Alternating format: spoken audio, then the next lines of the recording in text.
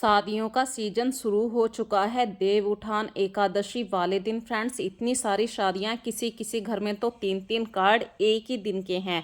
तो कैसे अरेंज किया जाए, और ऊपर से घर के काम होते हैं। तो फ्रेंड्स शादियों को तो कैसे भी करके आप अटेंड कर ही लोगे, चाहे कोई जाए चाहे दूसरा बंदा जाए। लेकिन जो घर के काम होते हैं, बिना किसी हेल्प के आप कैसे अपने घर को अरेंज करें, ऑर्गेनाइज करके रखें, नीट एंड क्लीन करें। तो फ्रेंड्स आज का जो डेली रूटीन मैं आप लोगों के साथ शेयर कर रही हूँ, सिर्फ 2 घंटे में मैं कैसे अपने घर को व्यवस्थित कर लेती हूँ। यहाँ तक कि मैं अपने बच्चों को स्कूल भी भेजूंगी, हस्बैंड को ऑफिस भी जाना होता है, उनके लिए एक प्रॉपर डाइट वाला खाना बनता है। अभी सब्जी भी बनेगी, रोटी भी बनेगी, कपड़े भी धुलने हैं, बच्चों के अगले दिन की ड्रेस रहती है, और पूरे घर को कैसे मैं ऑर्गेनाइज कर पाती हूँ। चलिए बिना देरी के आज की वीडियो को स्टार्ट करते हैं।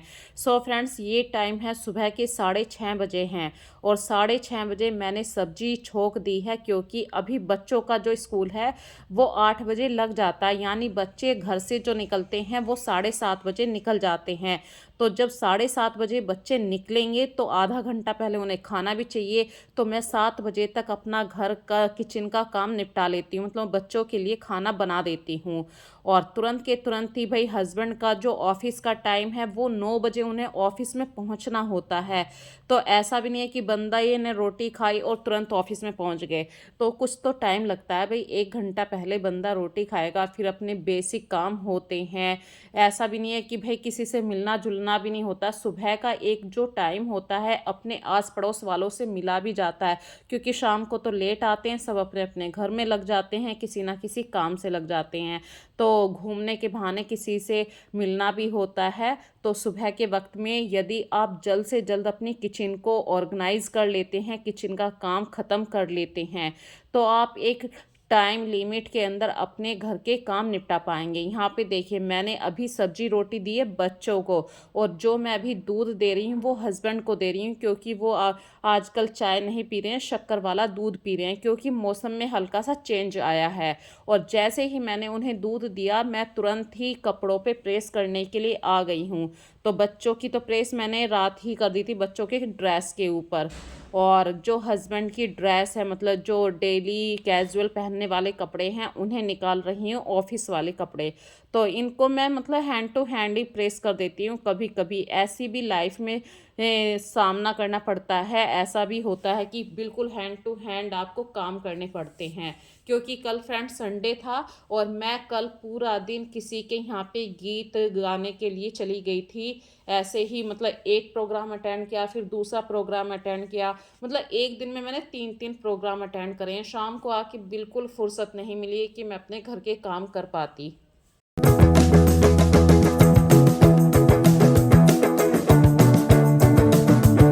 और देखिए बातों बातों में प्रेस हो चुकी है। बस अब मुझे इनके सारे सामान को यहाँ पे व्यवस्थित करके रख देना। भाई कपड़े मैंने इनके प्रेस करके रख दिए हैं, साथ ही मैं इनकी जो बेसिक ज़रूरतें होती हैं, जैसे हैंकी है, पर्स है, और चश्मे हैं या फ़ोन है, ये सब चीज़ें इन्हें इधर उधर ना ढूंढनी पड़े। तो जहाँ पे इनके कपड़े मैं प्रेस करके रखती हूँ, एक पर्टिकुलर जगह पे रख देती हूँ। कुछ और भी काम होते हैं घर के, जैसे कि मेरे हस्बैंड हमेशा गर्म पानी की बोतल हमेशा लेके जाते हैं, क्योंकि मौसम में बदलाव आ रहा होता है, अपनी एक उम्र भी बढ़ रही होती है, तो अपने सेहत का भी हमें ध्यान रखना होता है। तो मेरे हस्बैंड हमेशा घर का पानी ही लेकर जाते हैं, वो भी गर्म पानी। तो मैंने इनको ऑफिस भेजने के बाद ही मेरी जो किचन की साफ़ सफाई शुरू होती है।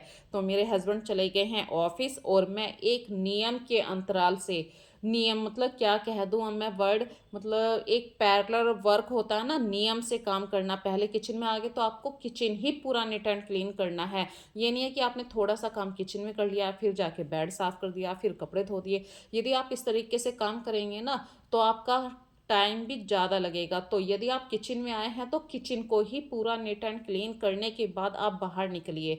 तो फ्रेंड्स जैसे ही मैं आई थी किचन में, देखिए दूध उबल गया था। अब उबल गया तो उबल गया, क्या कर सकते हैं, कोई बात नहीं फ्रेंड्स। तो साफ-सफाई ज़रूरी है, तो फटाफट से सबसे पहले मैं किचन को, गैस को अच्छी तरीके से वाइप कर देती हूँ और पूरी किचन मेरी फैली हुई थी। आपको मैंने अभी पीछे वाली क्लिप में दिखाया था, सारी किचन के जितने भी यूज़ क हुए हैं डिब्बे या बर्तन, सब काउंटर पे इस तरीके से आ जाते हैं। लेकिन इन डिब्बों को यदि आप सही से मतलब थोड़ा-सा कपड़ा लगा के तुरंत के तुरंत ऑर्गेनाइज़ करते रहेंगे, उन्हें प्रॉपर प्लेस पे रखते रहेंगे, तो आपको ज़्यादा परेशानी नहीं होगी। जब ये आप हैबिट अपने अंदर अपना लेते हैं तो आपकी किचन ज़्यादा नहीं फैला करती है, पर बेसिक रूप से कभी-कभी फैल भी जाती है। तो घबराने की बिल्कुल ज़रूरत नहीं है। जब आपने अपने काउंटर को साफ़ किया तो उसी समय एक वाइपिंग वाला जो क्लॉथ होता है वो हर चीज़ पे लगाते हुए चलिए। इससे क्या है, जो हल्की-हल्की सी रोए वाली डस्ट आती है वो भी हट जाती है। एक दिन आपने सारी किचन में कपड़ा लगा दिया, दूसरे दिन सारे डिब्बों पे, जो डिब्बे नीचे आए हैं उन पे कपड़ा लगा दिया। तीसरे दिन ऐसे बर्तन होते हैं जो बाहर निकल आते हैं, भई डेली कुछ बर्तन यूज़ नहीं होते हैं, उन बर्तनों को आपने ऑर्गनाइज़ करके नीचे वाली कबर्ड में लगा दिया। इस तरीके से आप डिवाइड करके काम को बाँटेंगे ना, तो शादी वाले सीज़न में भी आप अपने घर को प्रॉपर तरीके से व्यवस्थित कर पाएँगे।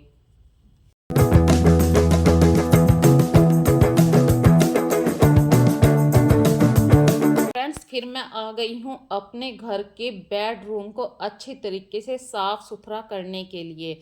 यहाँ पे देखिए, मैंने आज बेडशीट को चेंज नहीं किया है, उसी बेडशीट को झाड़ के दोबारा से अप्लाई किया है।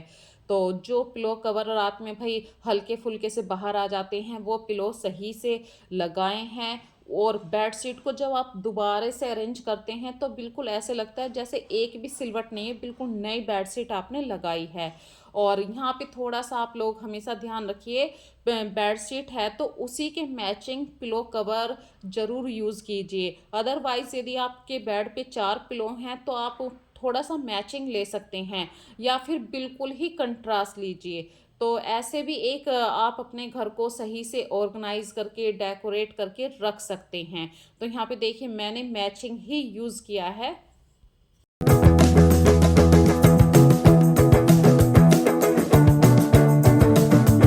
और बीच में लगाया मैंने एक कुशन। ज़्यादा कुछ नहीं रखती हूँ, ज़्यादा कुशन नहीं लगाती हूँ मैं बेड के ऊपर, क्योंकि फिर रात में वो इधर-उधर गिरते रहते हैं। और फ्रेंड्स, हल्की सी सर्दियाँ शुरू हो चुकी हैं, तो जो आप ब्लैंकेट आप रात में ओढ़ते हैं, यूज़ करते हैं, उस ब्लैंकेट को या तो आप फ़ोल्ड करके कबर्ड में रख सकते हैं। अदरवाइज़ यदि आपके पास ज़्यादा स्पेस नहीं है कबर्ड में, तो आप बेड के ऊपर इस तरीके से लगाइए उसे कि वो देखने में बुरा भी ना लगे। और फ्रेंड्स, फिर मैं आ जाती हूँ अपनी डाइनिंग एरिया को साफ़ करने के लिए। यहाँ पे भी आज मुझे कोई कपड़ों का चेंज वेंज नहीं करना है, बस झाड़ फूँक सी करनी है। तो हल्का सा डस्टिंग कर रही हूँ। यहाँ पे ध्यान रखती हूँ, डाइनिंग टेबल पे जो मेरे 3 दिन या 4 दिन पुराना जो मैंने मतलब नेचुरल प्लांट्स रखे हुए हैं उनका पानी चेंज करना होता है, दूसरा प्लांट्स रख देती हूँ। उस वाले प्लांट्स की पत्तियों को धो के बाहर धूप में रख देती हूँ। इस तरीके से एक प्लांट यहाँ पे, दूसरा प्लांट बाहर।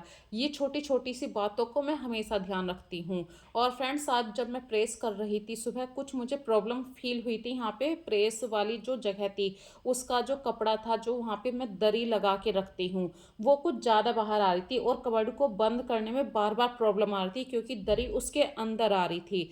तो अभी मेरे पास थोड़ा-सा टाइम था, तो मैंने सोचा कि अब मैं इसको सही से सेट कर देती हूँ, क्योंकि फिर ये प्रॉब्लम यदि अब नहीं सेट करूँगी तो कल सुबह को फिर से वही प्रॉब्लम आएगी। तो जब भी आपको लगे ना कि ये काम करने में मुझे समस्या हो रही है, उस काम को उसी वक़्त आप करने की कोशिश कीजिए, क्योंकि वो काम जो है ना और उल्टा 2 मिनट आपका फालतू ले लेता है।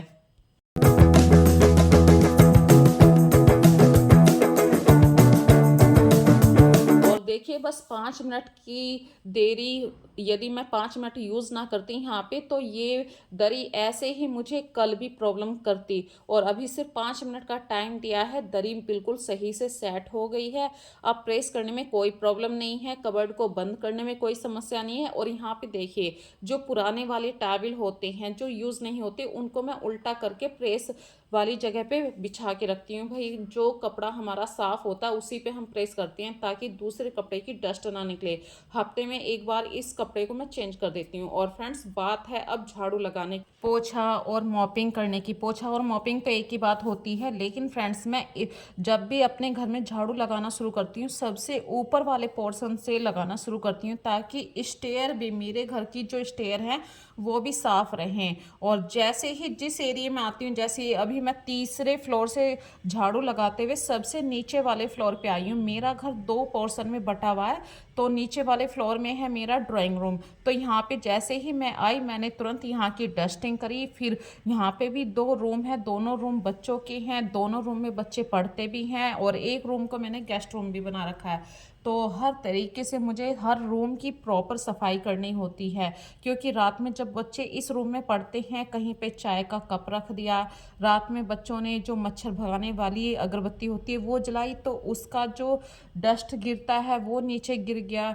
बच्चे पढ़ते हैं पेंसिल के छिलके हो गए, मतलब बहुत सारा ऐसा छोटा छोटा सा कूड़ा होता है जो गिर जाता है। बच्चे पढ़ते हुए बेड के ऊपर लेट गए, उसमें सिलवटें आ गई हैं, तो वो बेड भी सही से अरेंज करना है। तो ये वाला जो रूम है यही गेस्ट रूम है और इसी रूम में फ्रेंड्स मेरा बेटा पढ़ता है। और जो बेटी वाला रूम है वो मैं अभी नहीं दिखा पा रही हूँ क्योंकि उसमें सारी किताबें ऐसे ही अस्त व्यस्त हैं। तो आस्था कभी कभी मना करती है, मम्मी मेरे रूम को मत दिखाया करो, मैं क्या पढ़ रही हूँ। मैंने कि चल बेटा ठीक है। कभी कभी यहाँ पे फ्रेंड्स आपको अपने बच्चों की सुननी चाहिए। बच्चे क्योंकि आज की लाइफ में जी रहे हैं, हम तो सिर्फ इन 4 दीवारी के अंदर रह जाते हैं, लेकिन हमारे बच्चे घर के बाहर जाते हैं। तो हमारे बच्चे कुछ हमसे कह रहे हैं तो कभी कभी हमें उनका सपोर्ट करना चाहिए।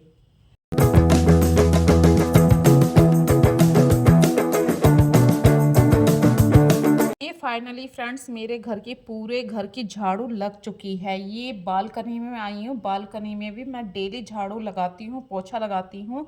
तो ऑलमोस्ट मुझे पूरे 2 घंटे लगते हैं झाड़ू पोछा करने में, क्योंकि ऊपर से लेके नीचे तक का डस्टिंग भी करनी है, झाड़ू भी लगानी है और पोछा भी लगाना। यहाँ तक कि बीच बीच में यदि कोई सामान इधर उधर हो गया है वो सही से सेट भी करना है, बेसिन भी धोना है। ये होते हैं हमारे बेसिक काम। यदि आप इन्हें कल के लिए टाल देंगे ना तो फ्रेंड्स आप अपने घर को सही से अरेंज कर ही नहीं पाएंगे।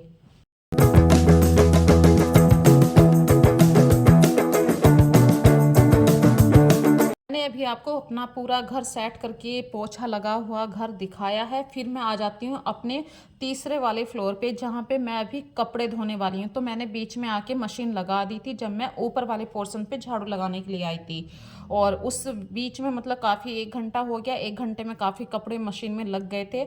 मैं कभी भी कपड़ों को ऐसे डायरेक्ट मशीन में सर्फ वाले खाने से निकाल के दूसरे वाले खाने में डिपार्टमेंट कह लो, कुछ भी कह लो, देखिए अपनी अपनी भाषा होती है। मैं खाना बोल रही हूँ तो खाना सही तो नहीं डाला करती हूँ, सीधे ड्रायर नहीं करती हूँ। इन्हें पानी में इस तरीके से खंगालती ज़रूर हूँ क्योंकि मेरी जो मशीन है बस सर्फ से धोती है और ड्रायर है, उसमें पानी से खंगालना आपका खुद का काम है। तो इस तरीके से मेरा यहाँ पे थोड़ा सा काम बढ़ जाता है। और मतलब वो क्या कहते हैं आजकल की मशीन होती है ना सेमी ऑटो सेमी, वो वाली है वो वाली मशीन नहीं है। तो कोई बात नहीं, देखिए हर किसी की अपनी ज़रूरतें होती हैं, हर किसी की अपनी मजबूरियां होती हैं, गृहस्थी का नाम इसे ही कहते हैं। तो फ्रेंड्स सारे कपड़े मैंने जैसे ही मशीन में सूखने के लिए डाले थे वो सूख चुके हैं, बस इन्हें तार पे डालना है।